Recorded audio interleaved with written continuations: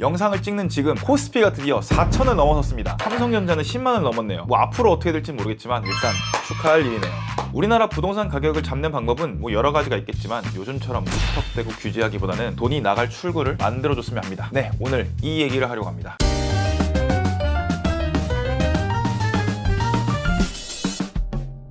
안녕하세요. 세상을 감정하는 남자 김강사 평가사입니다. 한국의 부동산 정책은 수차례 반복된 실험을 통해 하나의 명확한 교훈을 남겼는데요. 바로 조세 강화와 규제만으로는 부동산 가격을 잡기 어렵다는 사실인데요. 역대 정부는 집값이 오를 때마다 보유세 강화, 양도소득세 중과, 대출 규제 등 다양한 억제 정책을 썼습니다. 하지만 늘 예상과 다른 결과가 나왔죠. 예컨대 양도소득세 중과는 매물 잠김 현상을 유발했습니다. 시장에 나오는 매물이 줄어들면서 수급 불균형이 심화되었고 공급 부족은 오히려 가격 상승을 자극했습니다. 이는 부동산 시장에서 자주 나타나는 규제의 역설로서 가격을 억제하려는 정책이 오히려 시장을 자극하고 왜곡시킨다는 것이죠. 앞으로 이런 접근보다는 좀 다른 접근으로 부동산 가격을 대해야 될 것 같은데요. 결론만 말하면 부동산을 억누르는 게 아니라 부동산에 들어가는 돈들이 다른 출구로 나갈 수 있는 이런 정책이 필요합니다.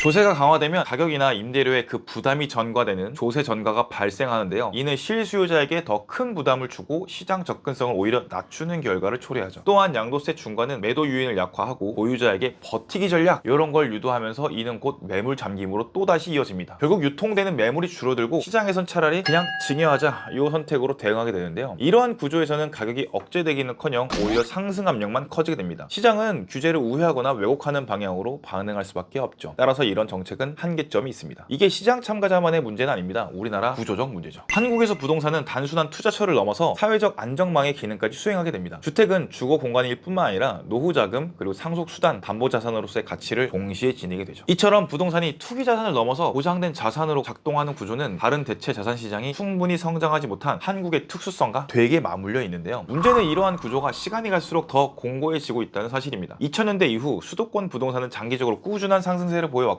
이를 경험한 세대일수록 부동산만이 배신하지 않는다 이런 아주 강한 생각이 머릿속에 남아있게 됩니다. 한국 자본시장은 여전히 부동산에 비해 신뢰성과 안정성 측면에서 굉장히 취약한데요. 자본 잠식 기업의 상장 유지, 불공정 거래, 대주주 편향, 불투명한 정보 공시, 세력질 이렇게 공정하지 않은 시장 이런 인식이 깊게 박혀있죠. 채권이나 장기 금융 상품은 상대적으로 수익률이 낮고 유동성이 부족하고 투자자의 선택권도 제한적입니다. 심지어 용어도 되게 어렵죠. 퇴직연금이나 연금저축 등 이런 장기 투자 자산도 사실 지나치게 되게 보수적으로 운영하고 있기 때문에 실질적인 자산 증식 수단으로 인식되고 있지는 못합니다. 결과적으로 대다수 국민에게는 부동산 외에는 신뢰할 수 있는 그런 대체 자산 시장이 없다 이런 인식이 엄청 크게 박혀 있게 되죠. 따라서 부동산 가격을 낮추려면 정책을 엄청 심하게 하는 게 아니라 돈이 다른 시장으로 빠져나갈 수 있게끔 유도하는 정책이 필요하게 됩니다. 이제는 부동산 외에도 자산을 키울 수 있다는 시장이 있다는 인식을 사회 정체에 심어주는 정책이 필요한데요. 과거에는 부동산이 올랐기 때문에 안전하다 이렇게 여겼지만 앞으로도 그럴 거라는 보장 없습니다. 그리고 모든 국민이 부동산에만 의존하는 사회는 건전한 경제 생태계를 유지하기 어려운데요. 현재 한국의 가계 자산 중에 한 약 70% 정도가 부동산, 그 외의 자산이 30%입니다. 하지만 미국은 정반대입니다. 가계 자산의 70%가 금융자산, 그중 절반 이상이 주식, 펀드, 연금에 들어가 있게 됩니다. 미국의 은퇴자들은 월세로 받는 게 아니라 배당금과 연금 수익으로 노후를 보내게 됩니다. 이건 단순한 투자 문화의 차이가 아니라 정책 설계의 차이인데요. 미국은 여러 장기 투자형 제도를 통해서 돈이 일을 하게 하는 구조를 만들어 왔습니다. 한국은 반대로 이런 연금들이 보수적으로 운영돼서 실질 수익률이 낮고 대부분 예금형 상품에 머물러 있죠. 또한 사람들은 주식은 위험하고 부동산은 안전하다 이렇게 생각하고 있습니다. 지금이 바로 이 인식을 바꿀 때입니다. 부동산 수요 억제 정책은 가격을 잠시 누를 수는 있어도 이런 자산 선택의 구조 자체를 바꾸지는 못합니다. 따라서 이런 단기적인 성과가 중요한 게 아니라 장기적으로 자산에 대한 인식 설계를 다시 해주고 대체 시장을 육성해주는 게 정부의 몫이라고 생각을 합니다. 최근에 코스피가 4,000선을 넘어섰다는 사실은 이런 부동산 이외의 시장, 즉 대표적으로는 주식시장에 대한 기대감이 다시 살아나고 있다 이런 신호로 받아들여야 될 것 같습니다. 지금은 이 기대를 정책으로 바꿔야 되겠죠. 부동산 가격을 억제할수록 정책을 반복할수록 사람들은 점점 더 이렇게 생각합니다. 역시 부동산이 답이야.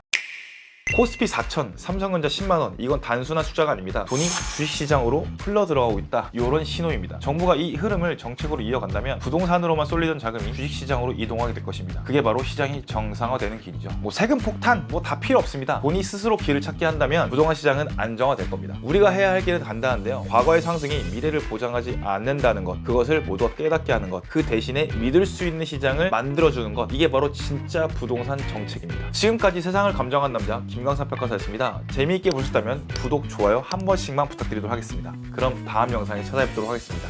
빠이빠이.